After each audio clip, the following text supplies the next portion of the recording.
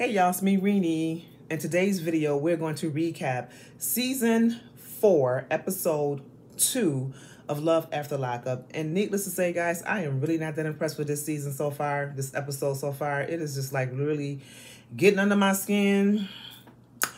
But we're going to talk about it, y'all. We're going to talk about it. I mean, it's even hard for me to do this review because I am so unimpressed with this episode.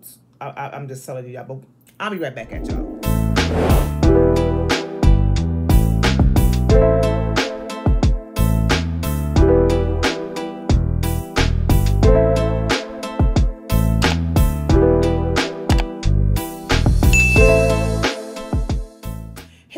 So we're going to start off by talking about Indy and Harry. Indy and Harry, y'all. Hold on.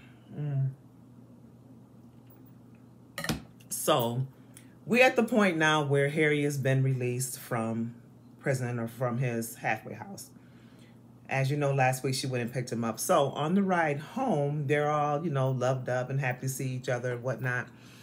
He wants to do everything but go home.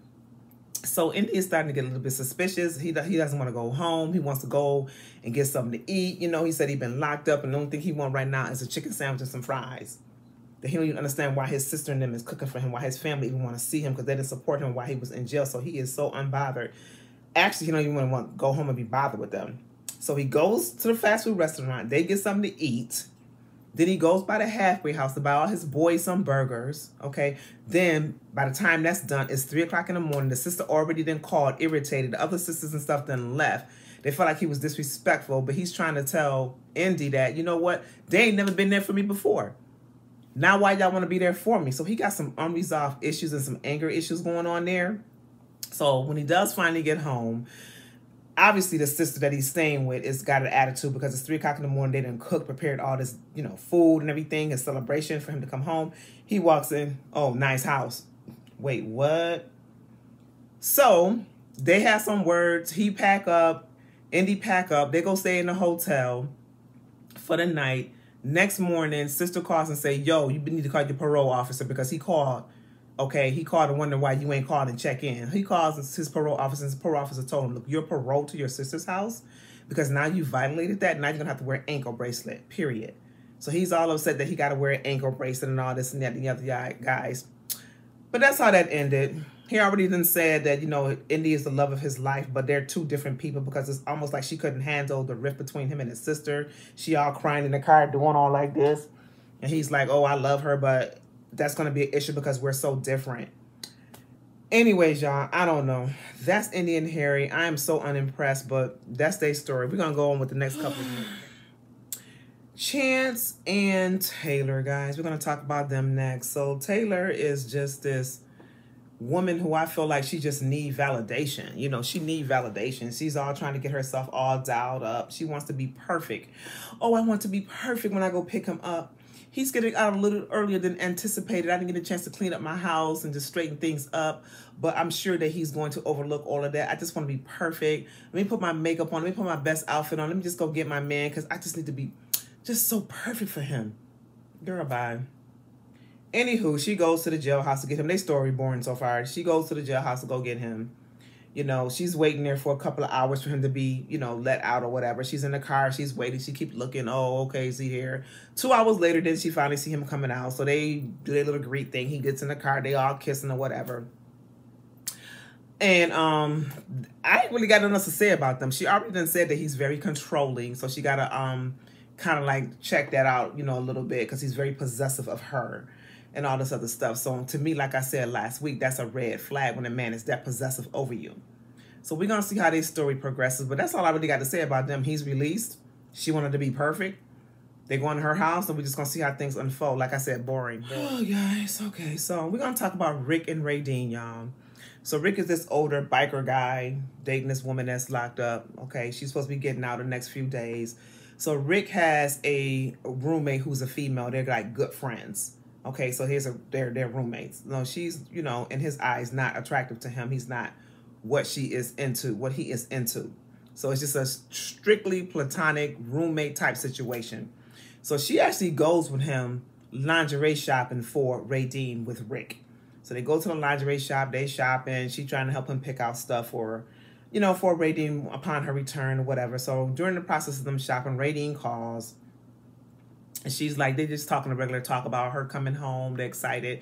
He tells her that he's shopping. He's with his roommate. I can't think of the girl name, but he tells her he's with the girl. And so the Radine gets all upset on the phone and was like, well, she needs to know that I'm your woman. And when I get there and we live together, you know, she needs to know that I'm the one or whatever. And he's like, you know what? It's not even like that. I don't feel her like that or whatever. So anywho, after the shopping is done, he goes to visit her parents, okay? And unbeknown to him, the father tell him, yo, when she get out, she's paroled to my house. He like, wait, what? That's not what we've been talking about. What we've been talking about is she's paroled to my house. The father was like, nah, she need to be coming to my house so I can watch her and make sure that she stay out of trouble because she's prone to staying into trouble. So Rick is just set on the fact that, you know, Radine is coming to him. She never even shared with him that she's paroled to her father. See, that's what these prisoners be doing. They be lying to y'all ass, and y'all be taking them, like, for 100. So why she telling you that she coming home to you? She going to her parents' house. She's going to be paroled to her parents' house, so you better take note. So anyways, she calls him a few days or a day before or a day of her release and tells him, oh, something happened. I'm not going to be able to be released now, and, you know, this is BS, and, you know, they talking about giving me another whole year, da-da-da-da-da-da-da. And he's like, calm down, it's gonna be okay. You know, trying to be that supportive boyfriend or whatever. You're dealing with somebody that's conniving, that's been in jail, to know all these little tricks and all these things like that. So whatever. So when they come on next week, y'all, we'll just figure out what happened. When they come on this Friday, what happened with them too. But again, I'm so glad. And I also wanted to mention that his lingerie shopping came up to a grand total of $733. And he even admitted, I can't really afford this. I can't really afford this. Then why did you buy it, though? Ugh. There's another couple that I'm really just trying to get to know to see what their angle is. It's freaking Kyla and Martell, okay? So she's been dating she's been dating Martell for 13 years, y'all. 13 years she's had her life on pretty much hold for him. And like I told y'all last week, his only request was that she don't sleep with nobody else while they're incarcerated. So she got a little secret. She got a little secret that she done slept with somebody else, like, within the last year since he been incarcerated, but I don't know if she gonna tell him or not, but that's over her head. So she's going, she got her little white dress on, her little heels or whatever, going to meet Martell to go get him, pick him up or whatever. As usual, they never on time, so she's waiting. Finally, she sees him. You know, she runs all up, they hug, da-da-da-da. But her main mission is to get married. To get married immediately upon his release and to get this $30K to $40,000 ring, which is so unrealistic because this man, number one, got to get a damn job first. And is he going to get a job making that kind of money to afford a ring like that? Girl, bye. So another thing, they go to the hotel and she's in the room getting herself all freshened up and admitting that she's not going to take her birth control, let nature take its course. So she is deliberately trying to get pregnant. How dumb is that, girl? You trying to get pregnant, he just getting released, no job, no stability. Girl! Last but not least, is Kevin and Tiffany. Y'all know Kevin, the player. He's a known player. He know he a player. His family telling him he a player. His friends know he a player. But yet and still he dating this chick, Tiffany, that's incarcerated. He got a current girlfriend, I believe, from the last episode. They were out eating lunch together. And then he has a crazy ex that's stalking his ass. So he was at a GNO, guys' night out. They were at some place having dinner or whatever, chilling and, you know, just doing the guy thing. And here she come out of nowhere. Here she come out of nowhere stalking him. So the guy's like, oh, here we go. Him and her have words. They supposed to be like talking to each other and saying to each other, look, this is it. Don't contact each other no more. It's over. Blase, blase. But we all know she crazy. Okay, she crazy. But he's telling her, stop contacting me. Don't contact me. It's over. I'm not feeling you like that. I'm moving on. So we're going to see if she does that. So anyways, come close time for Tiffany's release. So he's packed all up, getting ready to head to where she going to be released. On his way there, he's calling or whatever. And they're like, she's not getting released today. He's like, wait, what? No, she's not getting released today. So he's trying to call to figure out what's going on. Why she not getting released? Nobody telling him nothing. So at this point, he is pissed. He is 38 hot because ain't nobody telling him nothing. In fact, when he called one place, they referred him to another place, and he called the place again. And it was like, didn't you just call? And we referred you over here, and you calling back again, basically? Dude, she not getting out. We not giving you no information. Deal with it. So, y'all, that's what's going on with episode 2. I guess I got to get into it a little bit more to see what's going on with these couples. But right now, I'm so not impressed. I'm so irritated with Indy and Harry because they were on Love during lockup. And I'm just so irritated with her and the decision that she's making and the choices that she's making.